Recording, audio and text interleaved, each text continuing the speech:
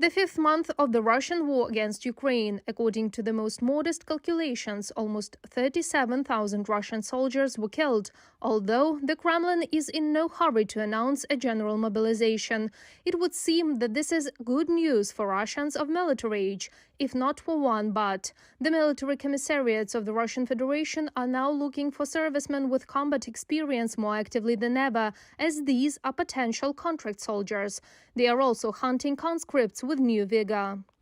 Пока идет воинский призыв, периодически происходят облавы. As long as the military draft is going on, there are periodic raids in Russia. However, it should be understood that there are no legal grounds for compulsory attendance of the military registration and enlistment office. The person can be forced only after receiving the summons, signing, and then ignoring it. Then there are situations in which this person can be forcibly brought. Initiation of cases is possible only if the person signed the summons and didn't show up at the assembly point. Alarmed mothers and wives have been posting on social media about finding summonses to the draft board in mailboxes. They are sent even to those for whom military service is contraindicated for health reasons. The prospect of ending up in the Russian army and then possibly in the war in Ukraine is forcing some Russians to flee the country, like Danila Davidov. Мне стало страшно за свое будущее и за свою свободу. I became afraid for my future and for my freedom because there was a lot of talk about mobilization and the crisis that could happen in Russia. This is pretty much what is happening now. I decided to go to another country for my own safety. I have quite a few acquaintances who have left Russia. Basically, IT specialists, programmers, artists, everyone who works in a digital environment leave.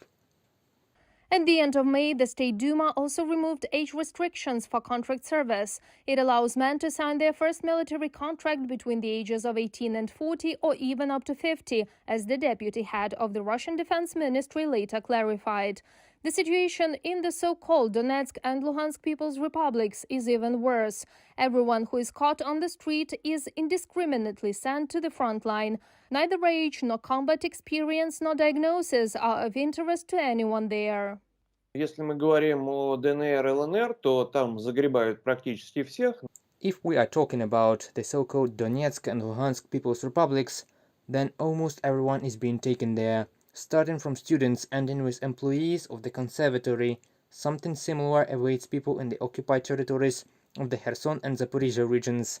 They are also trying to enlist people in the military service in the occupied Crimea, but there are no mass raids yet. Могут просто остановить, как вот под видом ГАИ. They can stop a car with men under the guise of traffic police, mobilize, and also pick up the car for themselves. They even go into hospitals and check medical records. That's it. If a person has hypertension, then with a probability of 90% chance, he will be mobilized. Human rights activists say there are legitimate ways to avoid mobilization. These include health status, martial status, study. But in Russia, they are trying to close this loophole as well. The human rights organization Soldiers' Mothers of St. Petersburg recorded cases when final year students were invited to the military registration and enlistment office under the pretext of clarifying data. In fact, they made a decision about calling them up, even though there was a good reason for the delay.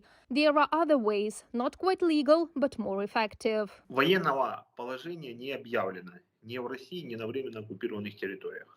Martial law has not been declared either in Russia or in the temporary occupied territories. The issuance of summons and appearance at the military enlistment office is actually optional. If you see that the situation is critical, then simply change the address or city of residence.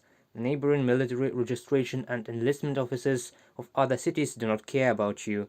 You also need to change your phone number so that they look for you for a long time. Recently, the State Duma suggested concluding military contracts with school graduates. Putin's decree on preparation for mobilization is also alarming, although it is still only technical.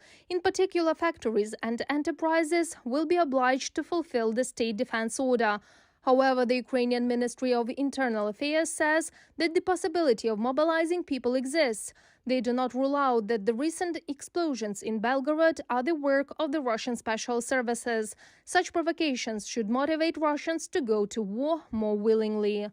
Reported by Marina Stepanenko, Vlada Tsurkan, UATV News.